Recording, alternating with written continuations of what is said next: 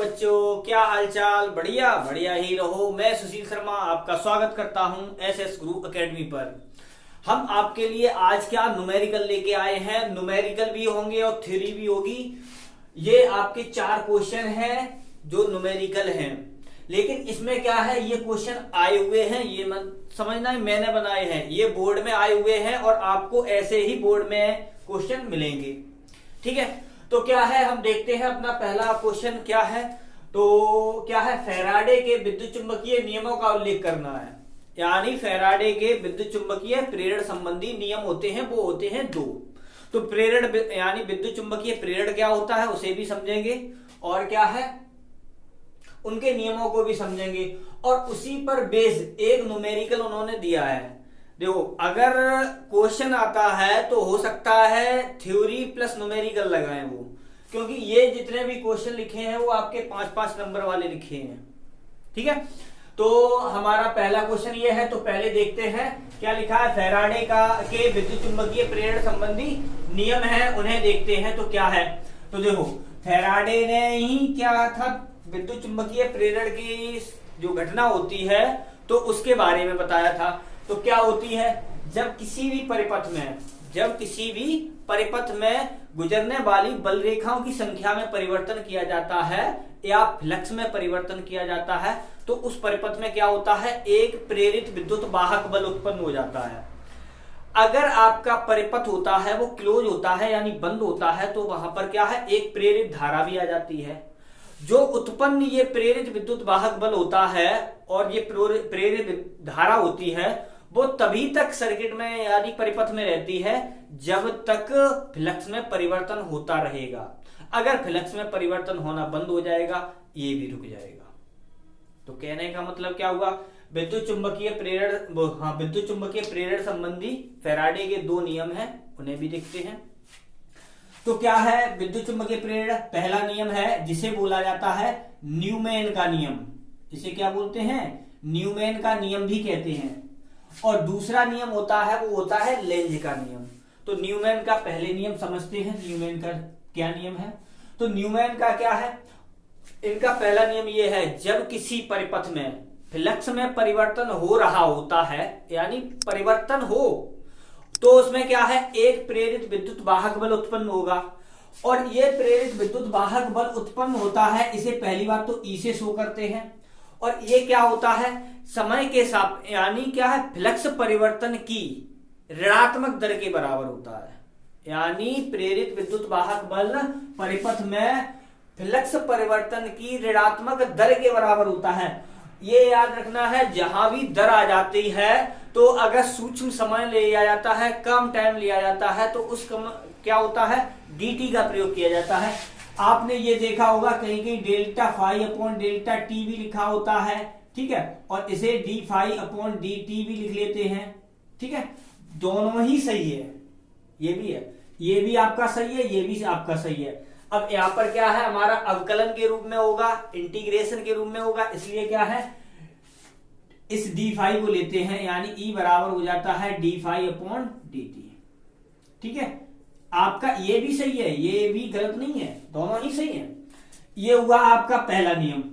अब क्या है, यहां से न्यूमैन, क्या नाम है, जिसे न्यूमैन का नियम कहते हैं।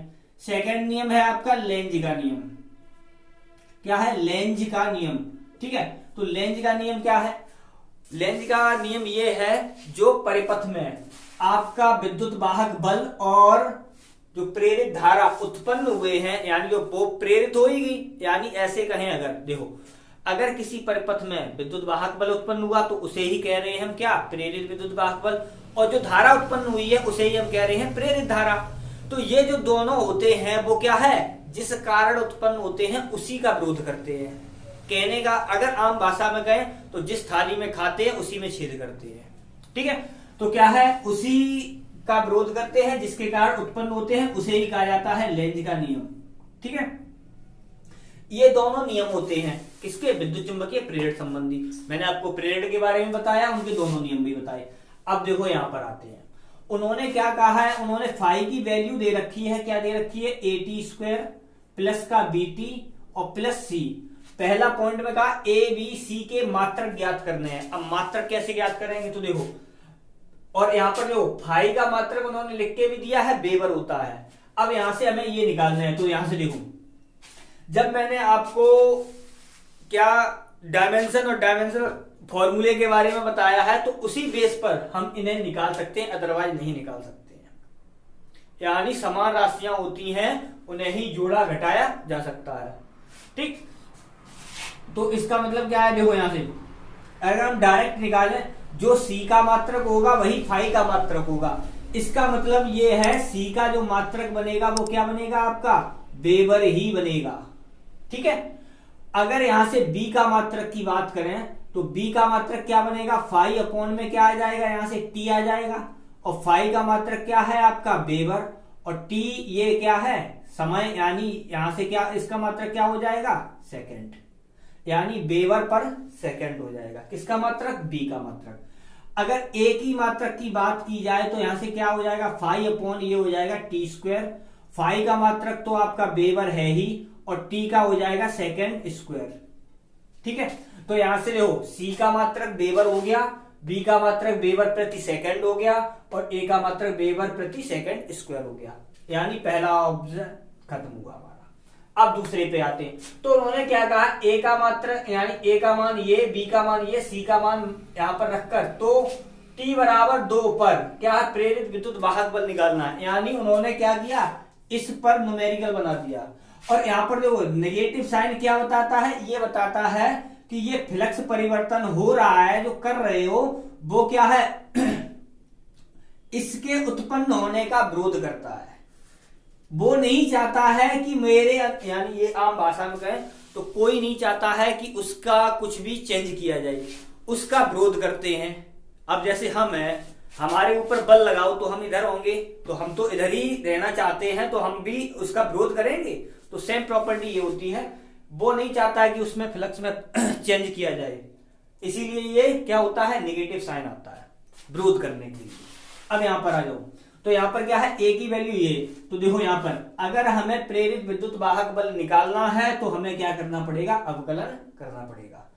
अगर हम यहां पर नेगेटिव साइन ले रहे हैं तो ले भी सकते हैं, ना ले तो भी कोई प्रॉब्लम नहीं। यहां पर सिर्फ क्या किसके लिए बता रहा है, वो फ्लक्स का जो परिवर्तन हो रहा है उसका विरोध कर रहा है। ठीक, तो यहां से क्या है हमारा ई बराबर, तो क्या हो जाएगा हमारा d phi upon d t हो जाएगा। डी फाई, फाई की वैल्यू यहां से रख दो तो डी अपॉन डी टी, और फाई की वैल्यू आ गई आपकी ए टी स्क्वायर प्लस का बी टी, और प्लस का हो गया सी। अब यहां से ई बराबर आया, तो देखो यहां से ये हो जाएगा 280, अवकलन कर रहे हैं, और ये हो जाएगा आपका सिर्फ बी। यहां से क्या किया हमने, 2 ए की वैल्यू 0.3, और टी का मान कितना दे रखा है आपका 2 सेकंड, यानी 2 सेकंड पे निकालना है। तो यहां पर हम लिख सकते हैं, यहां पर लिख सकते हैं ई एट टी बराबर 2 सेकंड, शॉर्ट में लिख दिया। ठीक, 0.2 ए की वैल्यू, और टी का मान दे दिया आप लोग को 2, और प्लस बी का मान दे दिया 0.6। तो ये कितना हो जाएगा, 2 दूनी 4 3 12, यानी 1.2 प्लस ये जो हो गया 0.6। अब यहां पर आ गया आपका कितना 1.8, और ये देखो विद्युत वाहक बल है, तो विद्युत वाहक बल है तो इसलिए इसका मात्रक क्या हो जाएगा, वोल्ट। इसका मतलब क्या हो गया, वोल्ट। ई आया है आपका कितना आ गया, 1.8 वोल्ट आ गया। ठीक है, अगर देखो अगर ऑब्जेक्शन, पहली बात तो ये है, ये लॉन्ग क्वेश्चन है, अगर कहीं ऑब्जेक्ट में भी मिलता है तो आपको क्या है, मैं पूरा बता दे रहा हूं। यहां पर क्या है, ई का मान आएगा वो हम किस में लेंगे, नेगेटिव में लेंगे। तो नेगेटिव भी ऑब्जेक्ट में होगा तो आपको इस प्रकार से ही लगाना है। ठीक, लो यहां नेगेटिव आएगा, ये भी नेगेटिव आ गया। ठीक है, मैंने दोनों पॉइंट बता दिए। ऑब्जेक्ट में हो सकता है वो प्लस माइनस में दे, तो आपको माइनस वाला लगाना है। ठीक है, 1 नंबर वाला क्वेश्चन ऐसे बन सकता है, यानी हमारा हो गया दूसरा वाला भी। अब आते हैं इस पर। एक उत्तल लेंस व अवतल लेंस की क्षमता 10 डायोप्टर और 2 डायोप्टर हैं।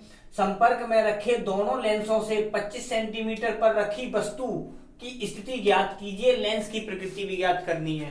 तो यहां पर देखो क्या क्षमताएं दे रखी हैं, यानी हमने उत्तर लेंस के लिए मान लिया P1 का मान दे रखा है 10 डायोप्टर, तो यहाँ से F1 बराबर हो जाएगा 100/10, यानी ये आ गया आपका 10 सेंटीमीटर फोकस दूरी आ गई।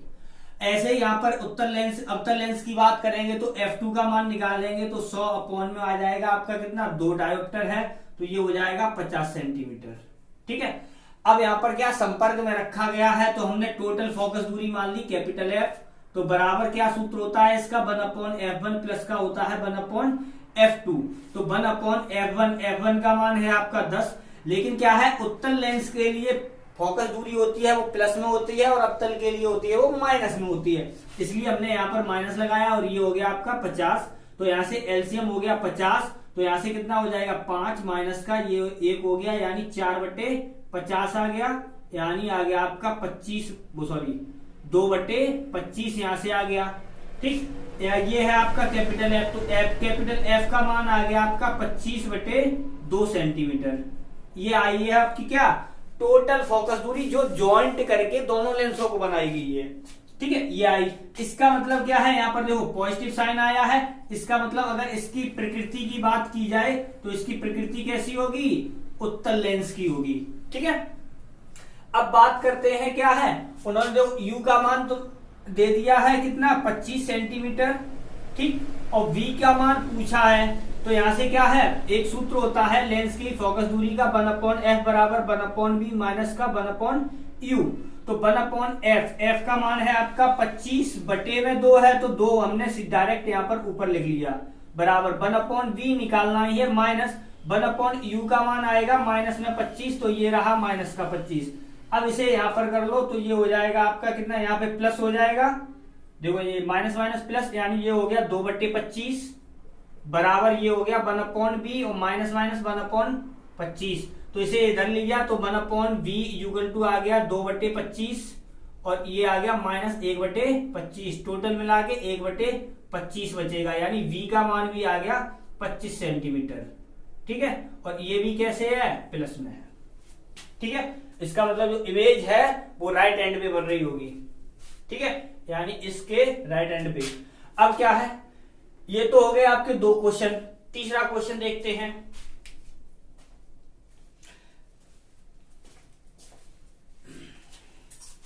तो देखो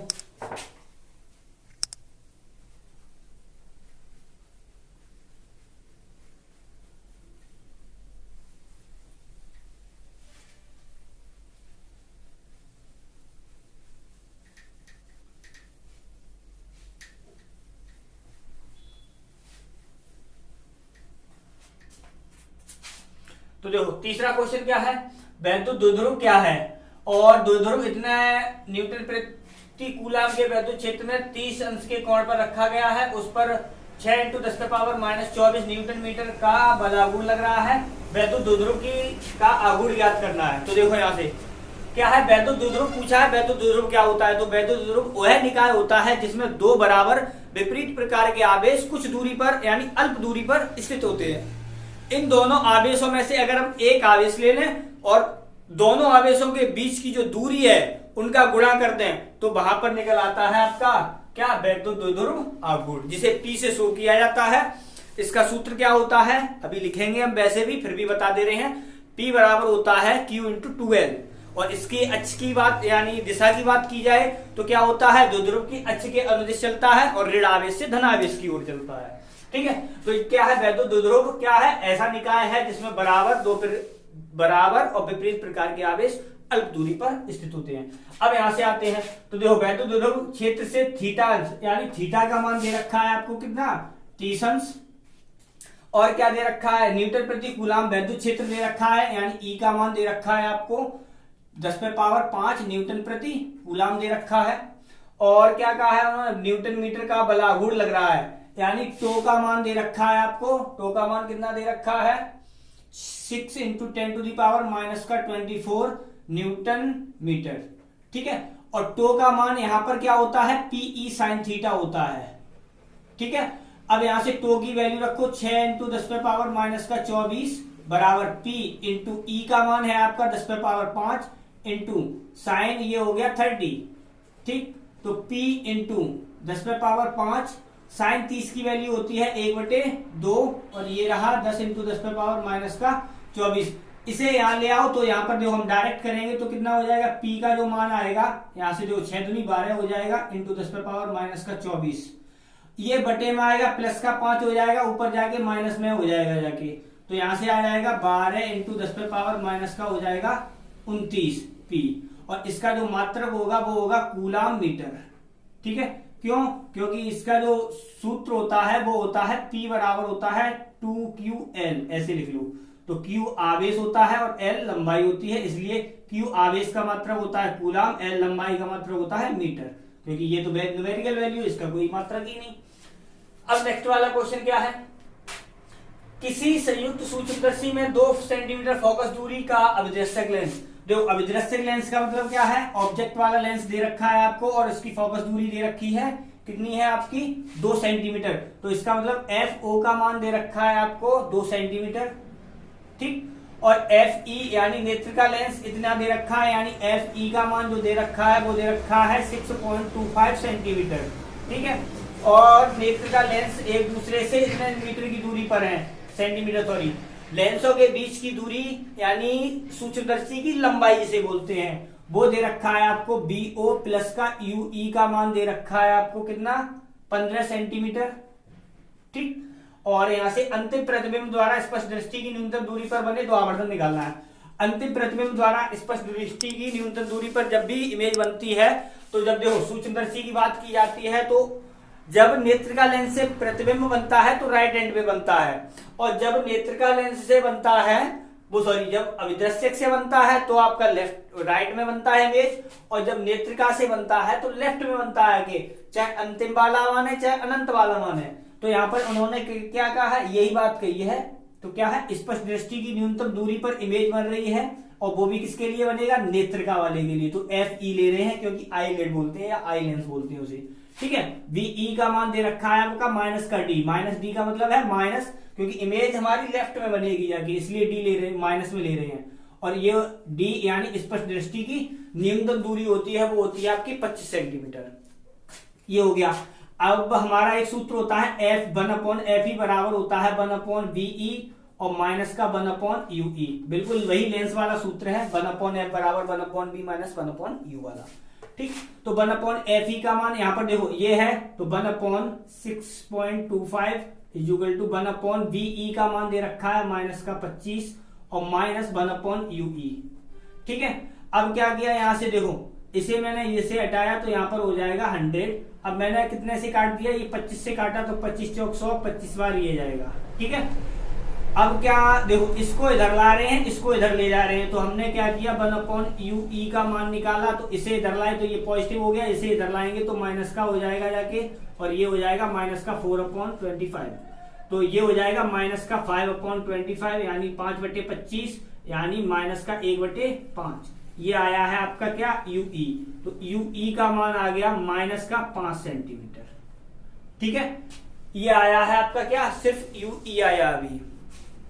ठीक, अब यहां से क्या निकालते हैं, B, ये आ गया। अब UE का मान देखो, UE निगेटिव साइन है, वो सिर्फ ये बता रहा है कि जो वस्तु रखी गई होगी वो लेंस के लेफ्ट में रखी गई होगी, बस इतना बता रहा है ये निगेटिव साइन, और कुछ नहीं बता रहा है। अब यहां से क्या किया मैंने, यहाँ पर वैल्यू रखी, तो देखो VO का मान निकाला हमने, तो कितना हो जाएगा 15 माइनस का 5। ये निगेटिव साइन नहीं ले रहे हैं, मैंने क्या बताया है, सिर्फ ये बता रहा है कि इमेज है लेंस के लेफ्ट में रखी हुई है।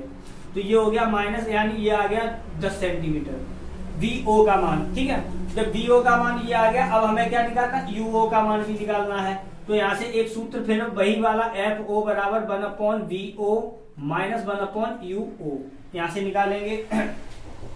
तो 1/FO का मान दे रखा है, यहाँ पर कर रहे हैं, तो 1/FO का मान है 1/2। 1/VO का मान कितना आया है हमारा, VO का मान 10 सेंटीमीटर, तो ये हो गया 1/10 माइनस 1/UO का मान, UO का ही मान निकालना है। ठीक है, तो क्या किया, इसे इधर लाए इसे इधर ले गए, तो ये क्या हो जाएगा, अब हाँ एक सेकेंड, FO ऑब्जेक्ट वाले के लिए है ना, हाँ वो प्लस में लिया जाएगा, और ये ठीक है, इसे लिया तो 1/UO का जो मान आएगा वो क्या, इसे इधर इसे, तो ये हो गया 1/10 माइनस ये हो गया 1/2, एलसीएम हो गया 10 और ये हो गया आपका 5 माइनस का वो सॉरी 1 माइनस और ये हो गया आपका कितना 2 पंजे 10। ठीक, तो माइनस का आ जाएगा 4/10 यानी आ गया माइनस का 2/5। तो UO का मान आया है आपका माइनस का 5/2 सेंटीमीटर। या इसी को क्या पॉइंट में अगर लिखना चाहे तो पॉइंट में लिख सकते हैं 2.5 सेंटीमीटर। ठीक, ये आया है आपका UO का मान। और हमसे पूछा क्या है, आवर्तन पूछा है, वो भी क्या है, स्पष्ट दृष्टि की न्यूनतम दूरी हो उस कंडीशन में। तो आवर्तन का सूत्र क्या होता है, m बराबर होता है माइनस का VO/UO 1 प्लस का D/FE, ये सूत्र होता है। निगेटिव साइन क्यों आता है यहाँ पर भी, उल्टी इमेज के कारण, यानी प्रतिबिंब है वो उल्टा बनता है इसलिए ये माइनस साइन आता है। तो m बराबर माइनस का VO का मान कितना आया है हमारा, VO कहां लिखा है, ये रहा 10 सेंटीमीटर। और UO का मान कितना आया है, हम ये वाला लिख रहे हैं। ठीक है, देखो यहां पर भी हम निगेटिव साइन नहीं ले रहे, इसका मतलब है इसमें भी इमेज है वो कहां पर होगी, लेफ्ट में बन रही हो, मतलब होगी। ठीक है, वो सॉरी वस्तु रखी गई होगी वो लेफ्ट में होगी। तो ये हमने लिखा है 2.5, लोग पॉइंट में लिख ले रहे हैं। 1 प्लस D का मान 25 और FE का मान ये हो गया आपका 6.25। यहां से देखो ये हटाया तो यहां पर ये हो गया, यहां से हटाया तो ये हो गया, तो ये हो गया माइनस का 100/25 और ये हो गया आपका 1 प्लस का 2500 बटे में आ गया 625। अब इसे काटते हैं तो 25 से काटा तो 100 बार, 25 बार ये जाएगा, 25 चौक 100 4 बार ये हो जाएगा, 25 चौक 100 4 बार ये हो जाएगा। तो माइनस का ये हो गया 4 और यहाँ पर 1 प्लस और ये हो गया 4, तो ये हो गया आपका माइनस का 5 चौक 20, यानी आवर्तन आ गया आपका कितना, माइनस का 20 आ गया। ठीक है, क्योंकि आवर्तन का कोई मात्रक ही नहीं होता है। अगर आपको ये वीडियो पसंद आया हो तो वीडियो को लाइक करें, चैनल पर नए आए हो तो चैनल को सब्सक्राइब करें और अपने दोस्तों के साथ शेयर करें। बाय।